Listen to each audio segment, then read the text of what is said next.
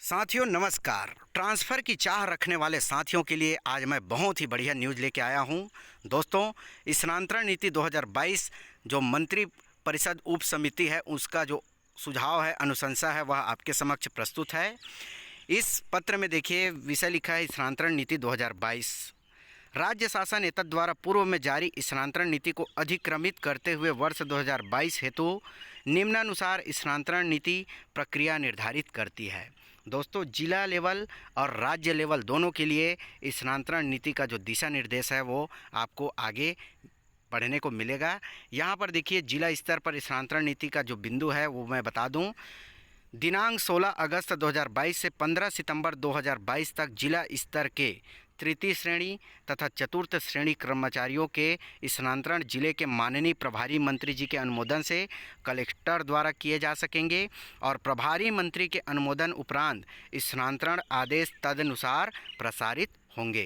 Collector यह सुनिश्चित करेंगे कि स्थानांतरण किए जाने वाले पद जिला संवर्ग का है तथा स्थानांतरण करने का अधिकार जिला स्तर पर है। इसी में दूसरा बिंदु है, स्थानांतरण प्रस्ताव संबंधित विभाग के जिला स्तरीय अधिकारी द्वारा विस्तृत परीक्षण उपरांत तैयार किया जाकर कलेक्टर के माध्यम से प्रभारी मंत्री को प्रस्तुत किए जाएंगे और प्रभारी मंत्री के अनुमोदन उपरांत जिले के कलेक्टर द्वारा आदेश प्रसारित किए जाएंगे।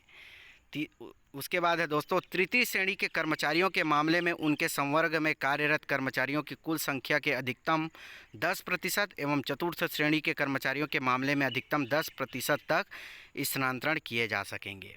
फिर अगला बिंदु है दोस्तों, स्थानांतरण के समय ध्यान रखा जाए कि यदि अनुसूचित क्षेत्रों के शासकीय सेवक का गैर अनुसूचित क्षेत्र में स्थानांतरण करने के प्रस्ताव है तो उसके एवजीदार का भी प्रस्ताव अनिवार्यतः रखा जाए। यह आपसी स्थानांतरण का है दोस्तों, क्योंकि आपसी स्थानांतरण के लिए ट्रैवल वाले जगह पर पहले एजुकेशन विभाग के जब कर्मचारी ज्वाइन करते हैं उसके बाद ही ट्रैवल वाले को रिलीव किया जाता है। तो इसी के लिए है। अगला बिंदु है, जिन पदों एवं स्थानों पर अधिकारी कर्मचारी का आधिक्य है ऐसे स्थानों से स्थानांतरण न्यूनता वाले स्थान हेतु हो। किसी भी परिस्थिति में न्यूनता वाले स्थान से आधिक्य वाले स्थान में स्थानांतरण नहीं किया जाएगा ताकि संतुलन बना रहे एवं कमी वाले क्षेत्रों में पदों की पूर्ति हो सके। फिर पांचवा बिंदु है दोस्तों, ऐसे शासकीय सेवक जो एक ही स्थान पर दिनांक 15 अगस्त 2021 अथवा उससे पूर्व से कार्यरत हो केवल उन्हीं के स्थानांतरण किए जाएंगे।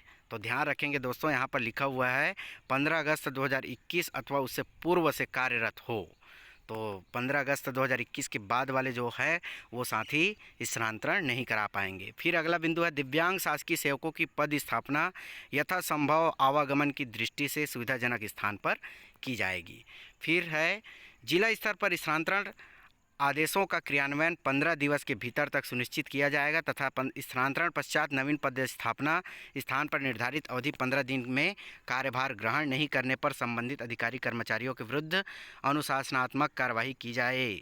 स्थानांतरण संबंधी उपरोक्त निर्देशों का पालन कराना कलेक्टर का दायित्व है। तो दोस्तों, जैसे ही आदेश प्रसारित होगा हमें 15 दिवस के अंदर हमें निर्धारित जो स्थानांतरित स्थान है वहाँ पर ज्वाइनिंग कर लेना है। अब है राज्य स्तर का स्थानांतरण नीति। यहाँ पर पहला बिंदु है दोस्तों, राज्य स्तर पर स्थानांतरण दिनांक 16 सितंबर से 30 सितंबर 2022 तक विभाग द्वारा स्थानांतरण किए जा सकेंगे। इस हेतु विभाग द्वारा स्थानांतरण प्रस्ताव तैयार किया जाए। तो दोस्तों, राज्य स्तर पर जो ट्रांसफ़र की नीति है वह 16 से 30 सितंबर तक की है। फिर है, प्रत्येक श्रेणी के स्थानांतरण विभाग के माननीय मंत्री जी के अनुमोदन से ही किए जाएंगे।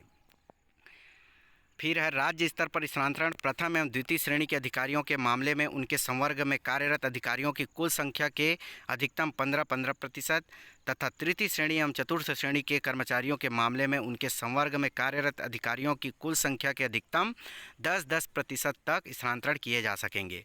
तृतीय एवं चतुर्थ श्रेणी के कर्मचारियों का स्थानांतरण प्रतिशत की गणना में जिला स्तर पर किए गए स्थानांतरण की संख्या भी शामिल होगा।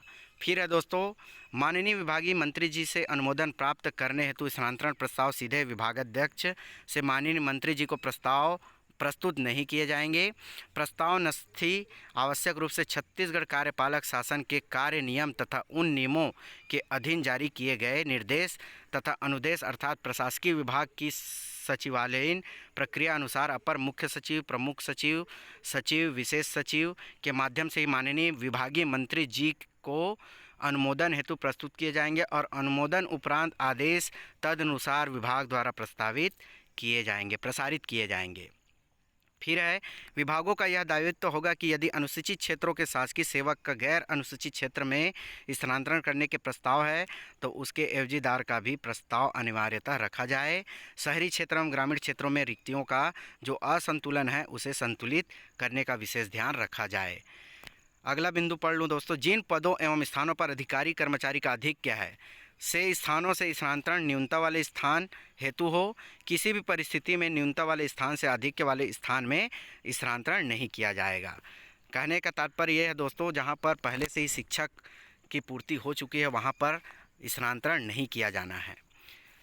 फिर है, अनुसूचित क्षेत्र के शासकीय सेवक का गैर अनुसूचित क्षेत्र में स्थानांतरण होने पर उसके स्थान पर एवजीदार के जाने के उपरांत ही उसे कार्य मुक्त किया जाए। यही बात मैंने वहाँ पर कहा था दोस्तों, आपसी स्थानांतरण का यही रूल होता है। जब तक कोई एजुकेशन विभाग का, एजुकेशन एरिया का टीचर ट्राइबल में जब तक ज्वाइन नहीं होता है तब तक ट्राइबल के टीचर को रिलीव नहीं किया जाता है। छत्तीसगढ़ राज्य के बस्तर एवं सरगुजा संभाग में शासकीय योजनाओं के सुचारू रूप से क्रियान्वयन हेतु विभिन्न विभागों में रिक्त पदों की पूर्ति सर्वोच्च प्राथमिकता के आधार पर की जाए। दिव्यांग साथियों को आवागमन की दृष्टि से स्थानांतरित किया जाएगा। फिर है, सामान्यतः स्थानांतरण द्वारा रिक्त होने वाले पद की पूर्ति उसी पद के समकक्ष अधिकारी की स्थापना से की जाए। अगला बिंदु है, जिन कर्मचारियों की नियुक्ति विशेष कनिष्ठ कर्मचारी चयन बोर्ड द्वारा स्थानीय निवासी होने के आधार पर जिला विशेष में किए गए हैं उसका स्थानांतरण उस जिले के बाहर नहीं किया जाएगा। तो ध्यान रखेंगे दोस्तों, जिला के अंदर स्थानीय निवासी होने के आधार पर जिनका नियुक्ति हुआ है वो दूसरे ज़िले में ट्रांसफ़र नहीं करा पाएंगे। फिर है, विभागीय सचिव यह सुनिश्चित करेंगे कि स्थानांतरण आदेश पूर्व परीक्षण आधारित हो और उनका क्रियान्वयन 15 दिवस के भीतर किया जाएगा। तो राज्य स्तर पर जो ट्रांसफ़र चाह रहे हैं उनका जो समय सीमा है वह 15 दिवस है दोस्तों। इसी 15 दिवस में उन्हें आदेश आवेदन करना है और ट्रांसफ़र होने के बाद ज्वाइनिंग भी कर लेना है। स्कूल शिक्षा विभाग के लिए विशेष उपबंध, ऐसे स्थानांतरण नहीं किए जाएंगे जिनके फलस्वरूप कोई स्कूल शिक्षक विहीन या एकल शिक्षक हो। ये बिंदु जरूर ध्यान में रखेंगे दोस्तों। दूसरा है, ऐसे स्थानांतरण नहीं किए जाएंगे जिनके फलस्वरूप किसी स्कूल में किसी विषय को पढ़ाने वाले शिक्षकों की संख्या 0 हो जाए। ऐसे स्थानांतरण नहीं किए जाएंगे जिनके फलस्वरूप किसी स्कूल में छात्र शिक्षक अनुपात 40 से अधिक या 20 से कम हो जाए। अनुसूचित क्षेत्रों से कोई भी स्थानांतरण एवजीदार की पद स्थापना किए बिना नहीं किया जाए। स्वामी आत्मानंद उत्कृष्ट अंग्रेजी हिंदी माध्यम स्कूल एवं कार्यालयों में प्रतिनियुक्ति पर पदस्थ किसी भी कर्मचारी का स्थानांतरण बिना प्रतिनियुक्ति समाप्त किए नहीं किए जाएंगे। फिर है, स्कूल शिक्षा विभाग के अंतर्गत कार्यरत प्रथम श्रेणी, द्वितीय श्रेणी, तृतीय श्रेणी एवं चतुर्थ श्रेणी अधिकारी कर्मचारियों के मामले में उनके संवर्ग में कार्यरत कर्मचारियों की कुल संख्या के अधिकतम 5% तक स्थानांतरण किए जा सकेंगे। यहाँ पर फिर है दोस्तों, ई संवर्ग से टी संवर्ग एवं टी से ई संवर्ग में स्थानांतरण नहीं किए जाएंगे, अर्थात अपने अपने संवर्ग में ही स्थानांतरण किए जाएंगे। ई संवर्ग से टी संवर्ग, टी से ई में किए स्थानांतरण 0 माना जाएगा, अर्थात उक्त स्थानांतरण प्रभावशील नहीं होंगे।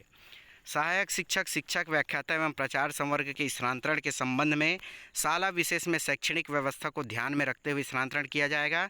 शैक्षणिक व्यवस्था से यह आशा है, शाला में कक्षावार विद्यार्थियों की संख्या, विषयवार शिक्षकों की स्वीकृत पदों की संख्या तथा उसके विषयवार कार्यरत शिक्षकों की संख्या से है। किसी भी स्थिति में ग्रामीण क्षेत्रों में नगरीय क्षेत्रों की शालाओं में स्थानांतरण को प्रोत्साहन नहीं दिया जाएगा।